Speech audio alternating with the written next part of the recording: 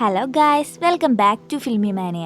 ഇന്ന് നമ്മൾ squid game season 1 എക്സ്പ്ലനേഷനാണ് ഇടാൻ പോകുന്നത്. എന്തെന്നാൽ ഈ ഡിസംബർ 26 സ്ക്വിഡ് ഗെയിം സീസൺ 2 റിലീസായി കഴിഞ്ഞിരിക്കുന്നു.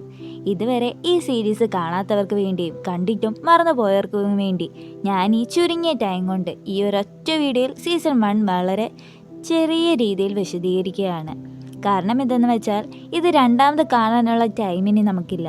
അതിനാൽ ഈ ഒരു വീഡിയോ തന്നെ നമ്മൾ മാക്സിമം സീസൺ 1 കുറിച്ച് എക്സ്പ്ലെയിൻ ചെയ്യുകയാണ്. Personally one of my favourite സീരീസുകളിൽ ഒന്നാണ് ഈ സ്ക്വിഡ് ഗെയിം. അതുകൊണ്ടാണ് ഞാൻ ഈ റീക്യാപ്പ് പറയാൻ ഈ വീഡിയോ വരുന്നത്.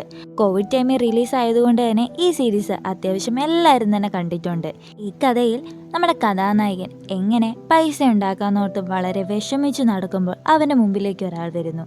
അതിനുശേഷം അവൻ്റെ ജീവിതം മാറ്റിമറിച്ച് ഒരു ഗെയിം കളിക്കുന്നു. അതിലവൻ ജയിക്കുകയോ ഇല്ലയോ എന്ന് ഈ വീഡിയോയിലൂടെ നമുക്ക് കണ്ടറിയാം. സീരീസിന്റെ തുടക്കത്തിൽ തന്നെ കാണിക്കുന്നത് നമ്മുടെ കഥാനായകനായ സിയോങ്ങിനെയാണ്. സിയോങ് ഒരു ചൂതാട്ട കളിക്കാരനാണ്. അതുകൊണ്ട് തന്നെ അവൻ്റെ ഭാര്യയും കുട്ടി അവനിൽ നിന്ന് സെപ്പറേറ്റ് ആയിട്ടാണ് താമസിക്കുന്നത്. നാളെ അവർ UK പോവാണ്. അതുകൊണ്ട് തന്നെ നമ്മുടെ നായകൻ നല്ല വിഷമത്തിലാണ്.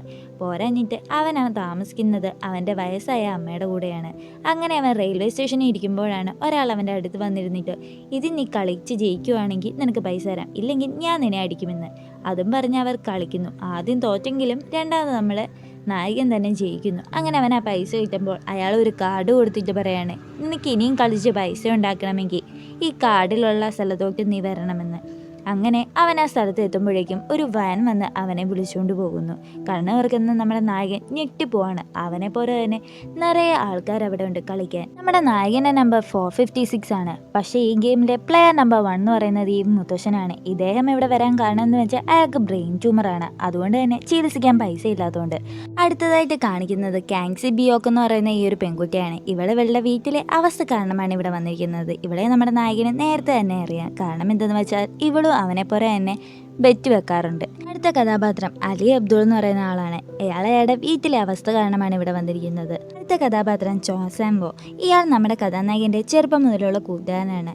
ബിസിനസ് നടത്തി വന്ന നഷ്ടം കാരണമാണ് അയാൾ ഈ ഗെയിം കളിക്കാൻ വന്നിരിക്കുന്നത്. അടുത്ത കഥാപാത്രമാണ് ജാങ് ഡിയോക്ക് എന്ന് പറയുന്നത്. ഇയാളൊരു ഗാങ്സ്റ്ററാണ്. ഇയാളെ പോലെ തന്നെ ഇതിൽ മെയിൻ കഥാപാത്രമാണ് ഈ ഹാൻമിയോ. അങ്ങനെ എല്ലാവരും ഈ കഥയിലെ പാർട്ടിസിപ്പൻസ് മുഴുവനും അവിടെ നിൽക്കുമ്പോഴാണ് നമ്മുടെ ഗാർഡ്സ് വരുന്നത്. ഗാർഡ്സിൻ്റെ എല്ലാ മുഖത്ത് സ്ക്വയർ, ട്രയാങ്കിൾ, റെക്റ്റാങ്കിൾ എന്നുള്ള ഷേപ്പിലുണ്ട്.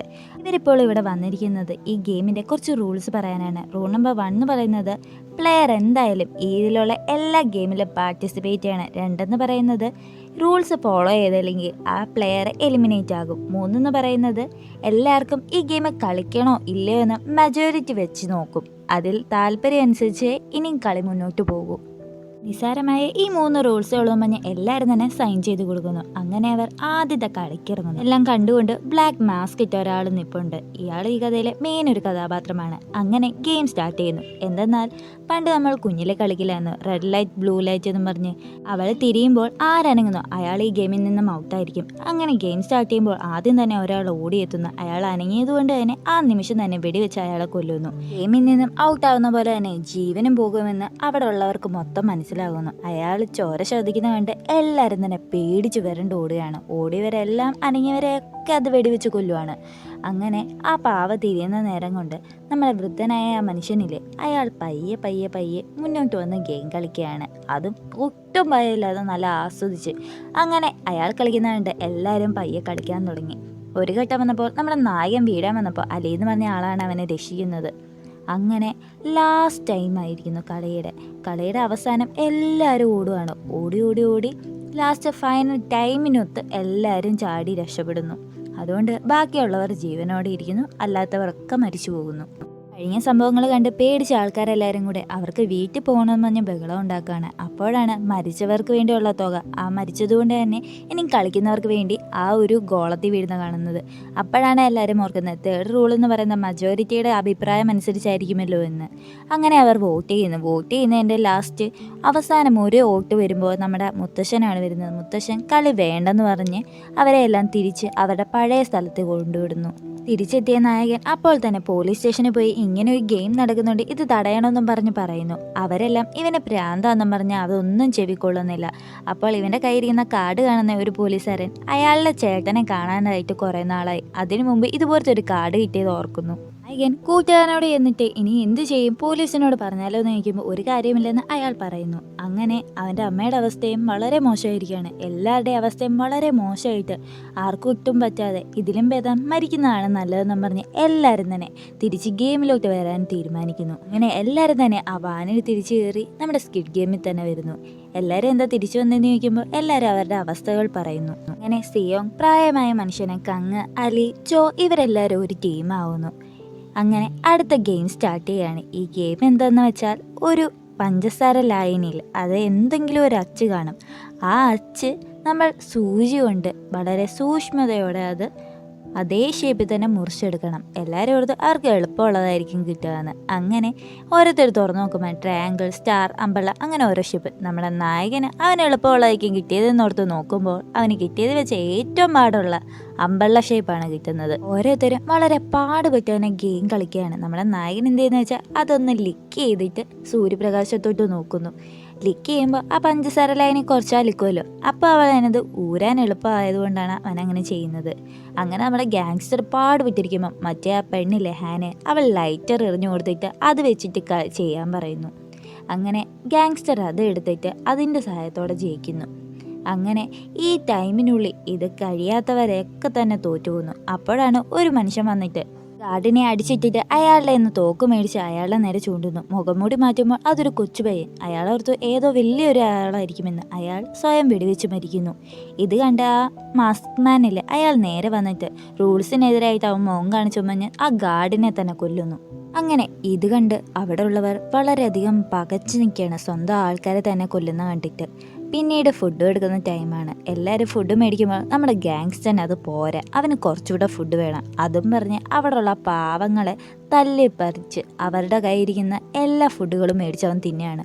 ഒരാൾ മരിച്ചപ്പോൾ അയാൾ മരിച്ചതിൻ്റെ തുക അതിൽ വീഴുന്ന കണ്ട് മനസ്സിലായ നമ്മുടെ ഗാങ്സ്റ്റർ എന്ത് ചെയ്യുന്ന വെച്ചാൽ ഒരു പ്ലാൻ ഉണ്ടാക്കുന്നു.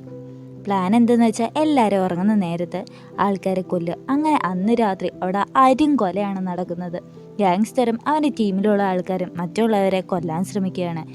ഇതിൽ നിന്ന് നമ്മുടെ നായകൻ്റെ ടീമിലുള്ളവരും രക്ഷപ്പെടുന്നു. ബാക്കിയുള്ള കുറച്ച് പേർ പരിക്കേൽക്കുകയും ബാക്കിയുള്ളവർ മരിക്കുകയും ചെയ്യുന്നു. അടുത്ത സീനിൽ കാണിക്കുന്നത് ഹാനയാണ്. ഹാനാണെങ്കിൽ ഗാങ്സ്റ്ററിനോട് ഒരു പ്രത്യേക താല്പര്യമുണ്ട്. അതുകൊണ്ട് തന്നെയാണ് കഴിഞ്ഞ ഗെയിമിൽ അവൾ അവനെ സഹായിച്ചത്. അത് ലൈറ്റർ കൊടുത്ത് അടുത്ത ഗെയിമിന് വേണ്ടി തന്നെ അവൻ്റെ ഗ്രൂപ്പിലോട്ടൊന്ന് ചേർക്കുമോ എന്ന് ചോദിച്ചാൽ അവൾ കെഞ്ചുവാണ്. അപ്പോൾ അവൻ പറയുന്ന മുടന്ന ന്യായമാണ്, നീ ഒട്ടും സ്ട്രോങ് അല്ല, അതുകൊണ്ട് നിന്നെ ഈ ഗ്രൂപ്പിലോട്ട് ചേർക്കാൻ പറ്റില്ല എന്ന്. അങ്ങനെ നമ്മുടെ വയസ്സായ ഗ്യാങ്ങും എല്ലാവരും ആലോചിക്കുകയാണ് അടുത്ത ഗെയിം എന്താന്ന്. അങ്ങനെ അടുത്ത ഗെയിം വടംവലിയാണെന്ന് മനസ്സിലാവുന്നു. പക്ഷേ സ്ട്രോങ് ആയിട്ടുള്ള ആൾക്കാരെല്ലാം വില്ലൻ്റെ ഗ്യാങ്ങിലാണ്. ഇതിലിപ്പോൾ വയസ്സായ ആൾക്കാരാണുള്ളത്. അപ്പോൾ വയസ്സായ മനുഷ്യൻ പറയുന്നു, നമുക്ക് ഈ ഗെയിം കളിക്കണമെങ്കിൽ ഇങ്ങനെ ഒരു ട്രിക്ക്, കാല് ബാക്കോട്ട് വെച്ച് ആഞ്ഞാൽ നമ്മൾ ജയിക്കുമെന്ന്. അങ്ങനെ അവർ ആ കളിയിൽ ജയിക്കുന്നു. ജയിച്ചെങ്കിലും മറ്റുള്ള ഓപ്പോസിറ്റ് ടീമിലുള്ളവർ മരിക്കാൻ കാരണമെന്നൊരു ഗിൽറ്റി ഫീൽ അവർക്കുണ്ട്. എന്നാലും നമ്മൾ ജയിച്ചുവല്ലോ എന്ന് ചിലവരും വിചാരിക്കുന്നുണ്ട്. കൂട്ടാത്തതുകൊണ്ട് തന്നെ ഹാൻ വേറെ ഒരു ടീമിലായിരുന്നു കളിച്ചിരുന്നത്. അവളുടെ ടീമും ജയിച്ചിരുന്നു. അങ്ങനെ പോലീസുകാരൻ ഇതിനുള്ളിൽ കടന്ന് അയാളുടെ ചേട്ടനെക്കുറിച്ച് അന്വേഷിക്കുകയാണ്. അപ്പോഴൊരു കാര്യം മനസ്സിലാവുന്നു, ചേട്ടനും ഈ ഗെയിമിൽ കഴിഞ്ഞ സീസണിൽ പാർട്ടിസിപ്പേറ്റ് ചെയ്തിരുന്നു എന്ന്. അങ്ങനെ ചേട്ടനെക്കുറിച്ച് ഡീറ്റെയിൽസ് എടുത്ത് നോക്കുമ്പോൾ കഴിഞ്ഞ സീസണിൽ ജയിച്ചിരുന്നത് അദ്ദേഹത്തിൻ്റെ ചേട്ടനായിരുന്നു എന്ന്. പക്ഷേ അദ്ദേഹത്തിന് ഇപ്പോൾ എന്തു പറ്റി, അയാൾ ജീവനോടെ ഉണ്ടോ ഇല്ലയോ എന്നൊന്നും അറിയാണ്ട് നമ്മുടെ പോലീസുകാരൻ ചേട്ടനെ കുറിച്ച് അന്വേഷിച്ചുകൊണ്ടിരിക്കുകയാണ്. അങ്ങനെ അടുത്ത ഗെയിമിന് വേണ്ടി എല്ലാവരും ഒരു ചർച്ച ചെയ്തുകൊണ്ടിരിക്കുകയാണ്. ഈ ഗെയിമിന് ടീമപ്പ് ആവണം, അത് രണ്ട് പേര്. അങ്ങനെ അലയും ചോയും കൈകോർത്ത് അവരൊരു ടീമാവുന്നു. അവസാനം എല്ലാവരും ടീമപ്പ് ആയതിനു ശേഷം നമ്മുടെ വയസ്സായ മനുഷ്യനും നമ്മുടെ നായകനും രണ്ടുപേരൂടെ കൈകോർത്ത് അവരൊരു ടീമാവുന്നു. ഇത്രയായിട്ടും ഹാനാണെങ്കിൽ ഗാങ്സ്റ്ററിനോട് പറയാണ് തന്നെ അവൻ്റെ കൂടെ ചേർക്കാൻ. പക്ഷെ അവൻ അതിനൊട്ടും കൂട്ടു നിൽക്കുന്നില്ല. അങ്ങനെ അവസാനം പേരില്ലാത്തതുകൊണ്ട് തന്നെ അവിടെയുള്ള ഗാർഡ്സ് അവളെ വലിച്ചുകൊണ്ട് പോകുന്നു. അടുത്ത ഗെയിമിന് വേണ്ടി എല്ലാവരും തന്നെ റെഡി ആയിരിക്കുകയാണ്, ഗാർഡ്സും ബാക്കിയുള്ളവരും ഒക്കെ. അപ്പോഴാണ് ടീമായിട്ട് എല്ലാവരും വരുന്നത്. ഈ ഒരു ഗെയിം ഇൻട്രസ്റ്റിംഗ് ആണ്. കാരണം എന്തെന്നാൽ അവർക്ക് 2 കിഴി കൊടുക്കും. ഒരു കിഴിയിൽ കല്ലുകളും മറ്റു കിഴിയിൽ ഗോലി. മുത്തശ്ശനെ പറ്റിച്ച് എങ്ങനെയെങ്കിലും ജയിക്കാമല്ലോ എന്നായിരുന്നു നമ്മുടെ സിയോങ്ങിൻ്റെ ചിന്ത. അങ്ങനെ കിഴി കൊടുത്തു അവരുടെ കയ്യിൽ. കിഴി കിട്ടിയപ്പോഴോ മുത്തശ്ശൻ്റെ കൈ കിട്ടിയത് ഗോലികളും അവൻ്റെ കൈ കിട്ടിയത് കല്ലുകളും. അപ്പോൾ എന്ത് ചെയ്യുന്നോർത്ത് നമ്മുടെ നായകൻ വിഷമിച്ചിരിക്കുമ്പോൾ മുത്തശ്ശൻ എന്ത് ചെയ്യുന്നു വെച്ചാൽ, എനിക്കെന്തായാലും പ്രായമായി, ഞാൻ എന്തായാലും മരിക്കും, നീ ഇത് കൈ വെച്ചോ എന്നും പറഞ്ഞ് നമ്മുടെ നായകന് കൊടുക്കുന്നു. നായകനറിയാം ഈ ഗെയിമിൽ അവനെ ജയിപ്പിച്ചാലും മുത്തശ്ശൻ തോറ്റുപോയാൽ അയാളെ കൊല്ലുമെന്ന്. ഇതറിയുന്നുണ്ട് നിറ കണ്ണുകളോട് അവൻ പുറത്തിറങ്ങുന്നു. അടുത്തതായിട്ട് കാണിക്കുന്നത് അലിയും ചോയുമാണ്. ഇവർ രണ്ടുപേരും ഗെയിം കളിക്കുകയാണ്. അലിയുടെ കയ്യിലായിരുന്നു കൂടുതൽ ഗോലികൾ ഉണ്ടായിരുന്നത്. അതുകൊണ്ട് തന്നെ ചോയ് എന്ത് ചെയ്യുന്ന വെച്ചാൽ, ഈ ഗോലികൾ കുറച്ച് എൻ്റെ തരുമോ, ഞാൻ നിന്നെ രക്ഷിക്കാം, നീയും ഞാനും ഒന്ന് ജീവനോടെ തന്നെ ഈ ഗെയിമിൽ നിന്നും പുറത്ത് കിടക്കണമെന്നും പറഞ്ഞു എൻ്റെ ഒരു പ്ലാൻ ഉണ്ടെന്ന് പറഞ്ഞ് അവൻ്റെ നിന്ന് മേടിക്കുന്നു. ഈ നേരത്ത് ടൈം അപ്പ് ആവുമ്പോൾ അലിയുടെ കയ്യിൽ ഗോലികൾ ഇല്ലാത്തതുകൊണ്ട് തന്നെ അവൻ എലിമിനേറ്റ് ആവുന്നു. അങ്ങനെ പകുതിയോളം പേരുകൾ ഈ ഗെയിമിൽ നിന്ന് എലിമിനേറ്റ് ആവുന്നു. കളി കാണാനായി കുറച്ച് VIP കോപ്പറി വരുന്നവർ തന്നെ ഇവിടെ വളരെയധികം റിച്ച് ആയിട്ടുള്ള ആൾക്കാരാണ്. അവരെ സ്വീകരിക്കുന്നത് മാസ്മാനും. ഇവരാണെങ്കിൽ പരസ്പരം ബെറ്റ് വെച്ചുകൊണ്ടിരിക്കുകയാണ് ഓരോരുത്തരുടെ പേരിലും. അങ്ങനെ ബെറ്റ് വെക്കുന്നതിൽ ആരാണ് ജയിക്കുന്നത് ആ ആൾക്കാർക്കും കൂടുതൽ പൈസ കിട്ടുക. കാണിക്കുന്നത് ഹാനയാണ്. ഹാൻ എങ്ങനെ ഇവിടെ ജീവനോടെ ഇരിക്കുന്നതെന്ന് വെച്ചാൽ, അവൾ പാർട്ട്ണർ ഇല്ലാത്തതുകൊണ്ട് തന്നെ ഡയറക്റ്റ് ഈ ഗെയിമിലോട്ട് സെലക്ട് ആയിരിക്കുന്നു. എന്ന് വെച്ചാൽ അവൾ കളി ജയിച്ച് തോറ്റിട്ടില്ല, അതുകൊണ്ട്. അങ്ങനെ അടുത്ത ഗെയിമിന് വേണ്ടി എല്ലാവരും റെഡി ആയിരിക്കുകയാണ്. ആകെ 16 പേരേ ഉള്ളൂ ഇനി ഗെയിമിൽ. അങ്ങനെ എല്ലാവരും ഓരോരോ ജാക്കറ്റ് എടുക്കുന്നു. അവസാനമുള്ളത് 16ാമത്തെ നമ്പറാണ്. അതാണ് നമ്മുടെ നായകന് കിട്ടുന്നത്. അങ്ങനെ ഗെയിം സ്റ്റാർട്ട് ആവുന്ന സ്ഥലത്തേക്ക് അവർ എത്തുന്നു. 16 പേർക്ക് വേണ്ടി 18 ഗ്ലാസ് ആണ് നിരത്തി വെച്ചിരിക്കുന്നത്. ഇതിൽ പലതും കട്ടിയുള്ളതും കട്ടിയില്ലാത്തതും ഗ്ലാസ് ആണ്. എങ്ങനെ കളിച്ചാലും എല്ലാവർക്കും പാസ്സാവാൻ വളരെ പാടാണ്. അതുകൊണ്ട് തന്നെ എല്ലാവരും വളരെ പാടുപെട്ടാണ് കളിക്കാൻ നിൽക്കുന്നത്. അപ്പോഴാണ് പ്ലെയർ നമ്പർ 1 ആയിട്ടുള്ള ആൾ കയറുന്നതും അയാൾ താഴെ വീണ് ഔട്ടാവുന്നു. ഇതായിട്ട് കളിക്കാൻ വന്നത് ഒരു ഗ്ലാസ് മാനുഫാക്ചർ കട നിൽക്കുന്ന ഒരാളാണ്. അതുകൊണ്ട് തന്നെ അയാൾക്ക് ഒറിജിനൽ ഏതാ ഡ്യൂപ്ലിക്കേറ്റ് ഏതാണെന്ന് കണ്ടാലറിയാം. അങ്ങനെ അയാൾ ഓരോന്നോരോന്നായി നോക്കി കളിക്കുമ്പോൾ ഇത് മനസ്സിലാക്കിയ മാസ്മാൻ എന്ത് ചെയ്യുന്നു വെച്ചാൽ അവിടെയുള്ള ലൈറ്റുകൾ ഓഫ് ചെയ്യുന്നു. ഇതോടെ അയാൾക്ക് അത് മനസ്സിലാക്കാൻ പറ്റാതെ അയാളും കളിക്കുന്നു, നേരെ തോക്കുന്നു. അങ്ങനെ ഗാങ്സ്റ്റർ കളിക്കാൻ വരുമ്പോൾ ഗാങ്സ്റ്ററിനെ നമ്മുടെ ഹാനും കെട്ടിപ്പിടിക്കുന്നു. ഹാനിനെ തള്ളിയിട്ട് കൊല്ലാനാണ് ഗാങ്സ്റ്റർ ശ്രമിച്ചത്. പക്ഷേ 2 പേരും കാല് വഴുതി വീണ് അവരും മരിക്കുന്നു. അങ്ങനെ അവർ നിന്നതിന് ശേഷം പുറകെ ഒരാൾ കളിക്കാൻ നിൽക്കുകയാണ്. നമ്മുടെ ചോയ എന്ത് ചെയ്യുന്നു വെച്ചാൽ നേരെ അയാളെ പിടിച്ച് തള്ളിയിട്ടിട്ട് കൊല്ലുകയാണ്. മിച്ചം ഇനി 3 പേരാണുള്ളത്, നമ്മുടെ നായകനും ചോയയും ആ പെൺകുട്ടിയും. അങ്ങനെ ഗെയിമിൻ്റെ അവസാനം നായകനെ ചോയെ ആ പെൺകുട്ടി ഇവർ 3 പേരും മാത്രമാണ് ജയിച്ചിരിക്കുന്നത്. അതുകൊണ്ട് ഇവർ അടുത്ത ലെവലിലേക്ക് പാസ്സായിരിക്കുന്നു. അതുകൊണ്ട് തന്നെ ഇനി എന്താ നടക്കാൻ പോകുന്നത്, എന്താണ് ഗെയിം ഒന്നും അറിയാണ്ട് ഇവരിങ്ങനെ പകച്ചു നിൽക്കുകയാണ്. പിന്നെ കാണിക്കുന്ന പോലീസുകാരനെയാണ്. അയാൾ അയാളുടെ ചേട്ടനെ കണ്ടുപിടിക്കാൻ വേണ്ടി ആവുന്നത്ര പരിശ്രമിക്കുകയാണ്. അങ്ങനെ അയാൾ ആ ദ്വീപിലേക്ക് പോകുന്നു. പിന്നീട് കാണിക്കുന്നത് ആ പെൺകുട്ടിയാണ്. അവൾ തിരിച്ചെത്തുമ്പോൾ അവളുടെ റൂമിൽ ഇഷ്ടം പോലെ കട്ടിലുകൾ ഉണ്ടായിരുന്ന സ്ഥാനത്ത് ഇപ്പോൾ വെറും 3 കട്ടിലുകൾ മാത്രമേ ഉള്ളൂ. നീ എന്തിനാ അയാളെ തള്ളിയിട്ടെന്ന് ചോദിക്കുമ്പോൾ അയാളൊന്നും പറയുന്നില്ല. പിന്നെ കാണിക്കുന്ന രാത്രി ഡിന്നറിന് ഇരിക്കുന്ന ഇവർ 3 പേരെയാണ്. ഡിന്നറിന് അവർക്കെല്ലാം സെറ്റ് ചെയ്തതിന് ശേഷം നമ്മുടെ ആ പ്ലെയർ നമ്പർ 67 അയാളുടെ ഫ്രണ്ടിൽ ഒരു കത്തി വെച്ച് കൊടുക്കുന്നു. ഈ ഗെയിമിൽ 2 പേർക്ക് മാത്രമേ ജീവിച്ചിരിക്കാൻ പറ്റുള്ളൂ. പക്ഷേ ഇപ്പോൾ ഇവിടെ 3 പാർട്ടിസിപ്പൻസ് ഉള്ളതുകൊണ്ട് തന്നെ ഒരാൾ എന്തായാലും എലിമിനേറ്റ് ആയേ പറ്റത്തുള്ളൂ. അങ്ങനെ ഇരിക്കെ നമ്മുടെ നായകനെ എന്തായാലും അവന് കൊല്ലാൻ പറ്റില്ല. അങ്ങനെ ആ പെൺകുട്ടിയുടെ നേരെ തിരിയുന്നു. പെൺകുട്ടിയാണെങ്കിൽ വളരെ വീക്കായിട്ടിരിക്കുകയാണ്. കാരണം എന്തെന്നാൽ അവളുടെ ദേഹത്ത് ഒരുപാട് മുറിവുകളുണ്ടായിരുന്നു. ഈ നേരത്ത് 67 അവൻ നേരെ വന്നിട്ട് ആ പെൺകുട്ടിയെ വളരെ മൃഗീയമായിട്ട് തന്നെ കുത്തിക്കൊല്ലുന്നു. ഇത് കണ്ട് ഓടിയെത്തുന്ന നമ്മുടെ നായകൻ ആകെ പകച്ചു നിൽക്കുകയാണ്. അടുത്ത സീനിൽ കാണിക്കുന്നത് പോലീസുകാരനെയാണ്. അയാളുടെ നേരെ അവൻ വെടിവെക്കുന്നു. മാസ്ക്മാൻ ആണെങ്കിൽ ബാക്കിയുള്ളവരെ തടഞ്ഞിട്ട് നേരെ അയാളുടെ ഫേസ് റിവീൽ ചെയ്യാണ്. ശരിക്കും ഈ ഗെയിമിൽ ഫേസ് റിവീൽ ചെയ്യരുതെന്നാണ്. പക്ഷേ ഫേസ് റിവീൽ ചെയ്യുമ്പോൾ നമ്മുടെ ആ പോലീസുകാരൻ ആകെ ഷോക്കായിട്ടിരിക്കുകയാണ്. കാരണം എന്തെന്നാൽ അവൻ അന്വേഷിച്ച് നടന്ന അവൻ്റെ ചേട്ടനെയാണ് അവിടെ കണ്ടത്. പോരാഞ്ഞിട്ട് ഇത്രയും പേരെ വെച്ച് ഇത്രയും വലിയ അരും കൊല നടക്കുന്ന ഗെയിം നടത്തുന്നതിൻ്റെ ഹെഡായിട്ട് അവൻ്റെ ചേട്ടൻ ഇരിക്കുന്നതെന്നുള്ള ആ ഒരു സത്യം അറിഞ്ഞ നിമിഷം അവൻ ഷോക്കായിട്ടിരിക്കുകയാണ്. ഈ ഗ്യാപ്പിൽ ചേട്ടൻ അനിയനെ വെടിവെച്ച് കൊല്ലുകയാണ്. താൻ ഇത്രയും സ്നേഹിച്ചിരുന്ന സ്വന്തം ചേട്ടൻ തന്നെയാണ് ഇതിനൊക്കെ പിന്നിലെന്നറിഞ്ഞപ്പോൾ ആ അനിയന് ഒട്ടും തന്നെ സഹിക്കാൻ പറ്റുന്നില്ലെന്നല്ല. ആ ഷോക്കിൽ തന്നെ അയാൾ അവനെ വെടിവെച്ച് കൊല്ലുകയാണ്. എത്ര ക്രൂരനായിട്ട് ഒരാളാണ് ആ മാസ്ക്മാൻ അല്ലേ. അടുത്ത സീനിൽ കാണിക്കുന്നത് ചോയയാണ്. അങ്ങനെ ചോയും അവനും മാത്രമേ ഉള്ളൂ ഇപ്പോൾ ഗെയിമിൽ. അങ്ങനെ അവർ ആ കളിക്കളത്തിൽ ഇറങ്ങുന്നത് കാത്ത് ആ പണക്കാർ, ആ കാശുള്ള അവന്മാർ എല്ലാവരും നിരന്ന് നിൽക്കുകയാണ്. ഇവൻ ജയിക്കുകയാണെങ്കിൽ ഞാൻ ഇത്ര രൂപ തരാമെന്ന് പറഞ്ഞ് അവരുടെ പേര് ബെറ്റ് വെച്ചുകൊണ്ടിരിക്കുകയാണ്. അങ്ങനെ അടുത്ത ഗെയിം സ്റ്റാർട്ട് ചെയ്യാൻ പോവാണ്. അങ്ങനെ ഗെയിം സ്റ്റാർട്ട് ചെയ്യുന്നു. അവിടെയുള്ള പണക്കാർ ഇവൻ ജയിക്കുക അവൻ ജയിക്കുമെന്ന് പറഞ്ഞ് പരസ്പരം ബെറ്റ് വെച്ചുകൊണ്ടിരിക്കുകയാണ്. ഗെയിം ഏകദേശം നമ്മുടെ അക്ക് കളിക്കുന്നത് പോലെയൊക്കെ തന്നെ. അങ്ങനെ ഗെയിമിൻ്റെ അവസാനം പരസ്പരം കൊല്ലാനാകാതെ അവർ നിൽക്കുകയാണ്. അപ്പോൾ ചോ എന്ത് ചെയ്യുന്നു വെച്ചാൽ അവൻ പറയാണ്, നമ്മൾ ആരെങ്കിലും മരിച്ചാലേ ഈ പണം ഉപകാരപ്പെടുള്ളൂ എന്ന് പറഞ്ഞ് അവൻ സ്വയം കുത്തി മരിക്കുന്നു. ഇതോടെ നമ്മുടെ നായകനാണ് ഈ ഗെയിമിൽ ജയിക്കുന്നത്. മറ്റേ ആൾ ഔട്ടാവുമല്ലേ. അങ്ങനെ അടുത്ത ദിവസം നായകൻ കണ്ണുറക്കുമ്പോൾ അവനൊരു തെരുവിൽ കിടപ്പുണ്ട്, കൂടെ ഒരു ഡെബിറ്റ് കാർഡ്. ആ ഡെബിറ്റ് കാർഡ് നോക്കുമ്പോഴോ കുറേ പൈസയും. പുറത്തിറങ്ങിയ നമ്മുടെ നായകനില്ലേ, ആ ഗെയിമിൽ മരിച്ചുപോയ പല കുടുംബങ്ങളിലെ അവർക്ക് വേണ്ടി ഓരോന്നൊക്കെ അവൻ്റെ കയ്യിലുള്ള പൈസ കൊണ്ട് അവൻ ചെയ്തു കൊടുക്കുന്നു. പക്ഷേ ഈ ഗെയിം കളിക്കാൻ ഇവൻ വരാൻ കാരണം തന്നെ അവൻ്റെ അമ്മയെ നോക്കാൻ വേണ്ടിയായിരുന്നു. പക്ഷേ ആ അമ്മ മരണപ്പെട്ടിരിക്കുന്നു. അങ്ങനെ നമ്മുടെ നായകൻ കുറച്ച് നാളിരിക്കുമ്പോൾ അവനൊരു ഇൻവിറ്റേഷൻ വരുന്നു. ആ ഇൻവിറ്റേഷനിലെ അഡ്രസ്സ് തപ്പി നമ്മുടെ നായകൻ ഒരു ഫ്ലാറ്റിലോട്ട് ചെല്ലുന്നു. അകത്ത് വരുന്നത് നമ്മുടെ നായകൻ ഒരു ഗംഭീര ട്വിസ്റ്റായിരുന്നു. എന്ന് വെച്ചാൽ ആ കട്ടിൽ കിടക്കുന്ന പ്ലെയർ നമ്പർ 1 ആയിട്ടുള്ള ആ മുത്തശ്ശനായിരുന്നു.